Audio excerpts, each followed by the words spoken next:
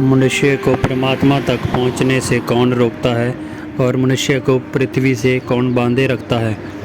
वह शक्ति कौन सी है जो उसकी जीवन सरिता को सत्ता के सागर तक नहीं पहुँचने देती है? मैं कहता हूँ मनुष्य स्वयं।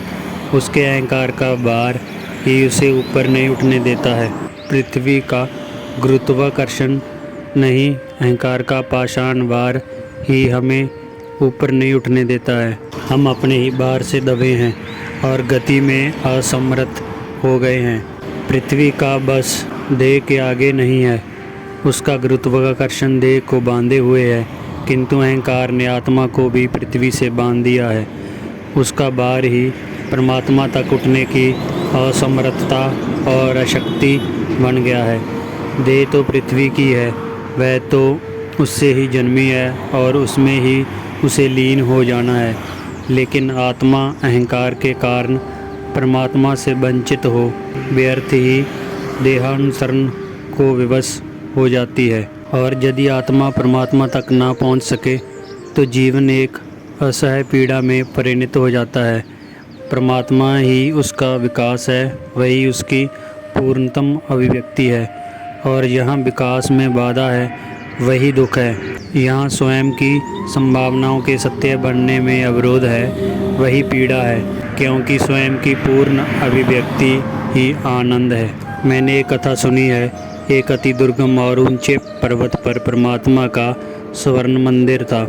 उसका पुजारी बूढ़ा हो गया था और उसने घोषणा की थी कि मनुष्य जाति में जो सर्वाधिक बलशाली होगा वही नए पुजारी का जगह नियुक्त हो सकेगा। इस पद से बड़ा और कोई सौभाग्य नहीं था। निश्चित तिथि पर बलशाली उम्मीदवारों ने पर्वतारोहण प्रारंभ किया। जो सबसे पहले पर्वत शिखर पर स्थित मंदिर में पहुंच जाएगा, निश्चित ही वही सर्वाधिक बलशाली सिद्ध हो जाएगा। आरोहण पर निकलते समय प्रत्येक प्रतियोगी ने अपने बल का द्योतक एक एक पत्थर अपने कंधे पर ले रखा था। जो जितना बलशाली स्वयं को समझता था, उसने उतना ही बड़ा पत्थर अपने कंधे पर उठा रखा था। महीनों की अति कठिन चढ़ाई थी, अनेक के प्राणों के जाने का भी भय था। शायद इसलिए आकर्षण भी था और चुनौती भी थी। सैकड़ों लोग अपने अपने भाग्य और पुरुषार्थ की परीक्षा के लिए निकल पड़े थे। जैसे जैसे दिन बीतने लगे, अनेक आरोही पिछड़ते गए। कुछ खाई खड्डों में अपने पत्थरों को लिए गिर गए, कुछ श्रम और थकान से अपने अपने पत्थरों को लिए संसार से कूच कर गए। फिर भी थके और क्लांत जो शेष थे, वे अदम्य लालसा से बढ़े जाते थे। जो गिरते जाते थे, उनके संबंध में चलने वालों को विचार करने के लिए न समय था न सुविधा थी। लेकिन एक दिन सभी आरोहियों ने आश्चर्य से देखा कि जो व्यक्ति सबसे पीछे रह गया था, वही तेजी से सबके आगे निकलता जा रहा है। उसके कंधे पर बल का वो तक कोई भार नहीं था। निश्चय ही यही भारहीनता उसकी तीव्र गति बन गई थी। उसने अपने पत्थर को कहीं फेंक दिया था। वे सब उसकी मूढ़ता देख हंसने लगे थे, क्योंकि अपने पौरुष चिन्ह से रहित व्यक्ति के पर्वत शिखर पर पहुंचने का अभिप्राय ही क्या हो सकता था।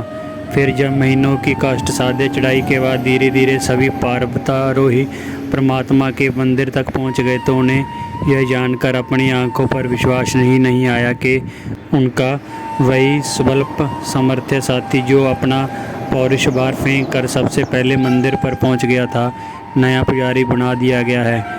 लेकिन इसके पहले के वे इस अन्याय की शिकायत करें, पुराने पुजारी ने उन सबका स्वागत करते हुए कहा, परमात्मा के मंदिर में प्रवेश का अधिकारी केवल वही है जो स्वयं की अहंता के भार से मुक्त हो गया है।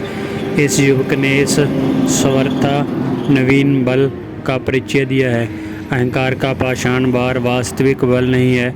और मैं आप सबसे सविनय पूछता हूँ कि पर्वतारोहण के पूर्व इन पत्थरों को कंधों पर ढोने की सलाह आपको किसने दी थी और कब दी थी?